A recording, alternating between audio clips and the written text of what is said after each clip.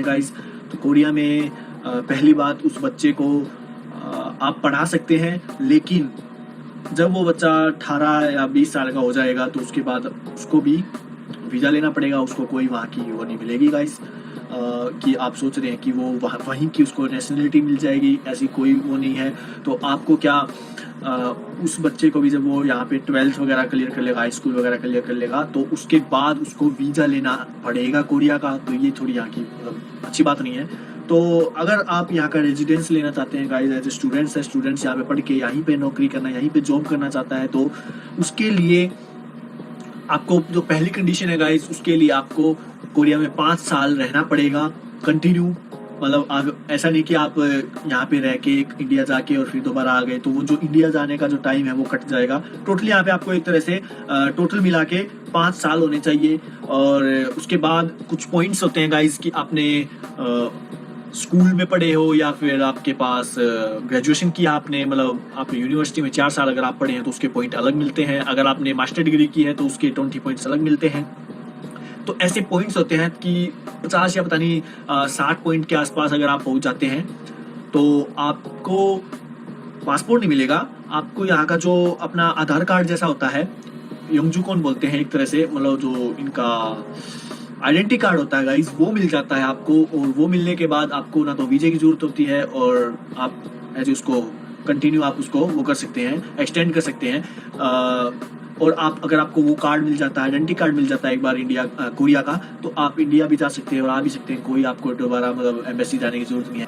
अगर आपको रियली आपको मतलब एक परमानेंट रेजिडेंस, मतलब एक तरह से आपको पासपोर्ट लेना है कोरिया का, तो उसके लिए सबसे पहला जो पॉइंट है वो है गाइस, आपको कोरियन के साथ शादी करनी होगी। आपकी कोरियन वाइफ होनी चाहिए। और ये नहीं कि आप कोरियन वाइफ है तो बस ऐसे ही रह रहे हैं, आपके पास बच्चा होना चाहिए और आप साथ में रह रहे हैं, ये भी चेक करते हैं गाइस। आपके घर आके वो चेक करते हैं कि भाई अभी वो दोनों साथ में रह रहे हैं या कोई ऐसा ही नकली केस है, मतलब कहने मतलब कि भाई हाँ इसने मेरे साथ वैसे ही शादी कर दी पैसे लेके, और मतलब एक तरह से होता है। लेकिन वैसे भी चलता है काम, मिलता है वैसे भी। लेकिन जो परमानेंट, लेकिन जो अपनी उनकी जो कंडीशंस हैं वो तो आप वो निभाते ही हैं कि भाई उनको देखते हैं बीच में आके कि भाई वो साथ में रह रहे हैं या नहीं रह रहे हैं, उनके पास बच्चा है या नहीं है, और हर चीज़ देखते हैं गाइस। वो तो जो पहली मोस्ट चीज़ है, तो आपको कोरियन के साथ शादी करनी होती है। और उसके बाद जो सेकंड बात है गाइस, वो है आपके पास कोरियन लैंग्वेज एक टेस्ट होता है।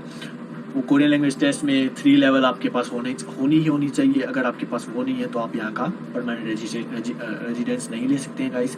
तो आप यहाँ का पासपोर्ट नहीं ले सकते हैं गाइस। तो जो मोस्ट जो 2-3 बातें हैं, इंपॉर्टेंट बात है, एक तो गया शादी गाइस, दूसरा जो कोरियन लैंग्वेज, और तीसरी आपके पास जॉब होनी चाहिए। जॉब ऐसी नहीं कोई टूची पुची जॉब हो, कोई मतलब ऐसे ही आप थोड़े पैसे कमा रहे हो, लेकिन जो इसमें कंडीशन है जॉब की, वो जो कंडीशन है गाइस, आपको मंथली, अगर आप मंथली 1,80,000 रुपये कमा रहे हो, 3-6-18 या 1,80,000 अगर आप रुपये कमा रहे हो, मतलब 1,80,000 से अगर आप 2 लाख मंथली कमा रहे हो कोरिया में, तब आपको आपका जो ईयरली जो आपका इनकम बनेगी वो यहाँ के मेरे हिसाब से 3 करोड़ वोन के आसपास बनेगी। तो जो कंडीशन है, आपकी जो ईयरली जो इनकम है वो 3 करोड़ वोन से ऊपर होनी चाहिए। तो जो आपका, तभी आपको आप उसके लिए अप्लाई कर सकते हैं, यहाँ का जो पासपोर्ट के लिए अप्लाई कर सकते हैं गाइस। क्योंकि किसी भी कंट्री में अगर हम जाएं तो जॉब में तो कंपटीशन होता ही है। और अगर आप सच्चे आपके पास मतलब कोई स्किल्स हैं, अच्छी स्किल्स हैं, अगर आपको उनको पसंद आती है तो आप किसी कंपनी में काम करते हैं तो आपको ये भी हो जाता है। लेकिन जो मोस्ट इंपॉर्टेंट जो चीज़ है यहाँ पे शादी, तो आपको लड़की ढूंढनी होती है, लड़की से शादी करनी होती है, फिर उसके साथ रहना भी होता है, उसके खर्चे वर्चे भी उठाने होते हैं। तो यहाँ पे खर्चा बहुत ही मतलब पूछो मत, इतना महंगा है। लेकिन जो आइडेंटिटी कार्ड है वो आप वैसे भी ले सकते हैं। अगर आपने यहाँ पे मास्टर डिग्री या पीएचडी कर रहे हैं तो पीएचडी करने के बाद आप डायरेक्ट उस कार्ड को अप्लाई कर सकते हैं। क्योंकि जो कार्ड की जो वो होती है कंडीशंस होती है, वो आपको 5 साल यहाँ पे रहना होता है और आपके पास जॉब होनी चाहिए। अगर ये 2 चीज़ आपके पास हैं तो आपको कार्ड मिल जाता है। और गाइज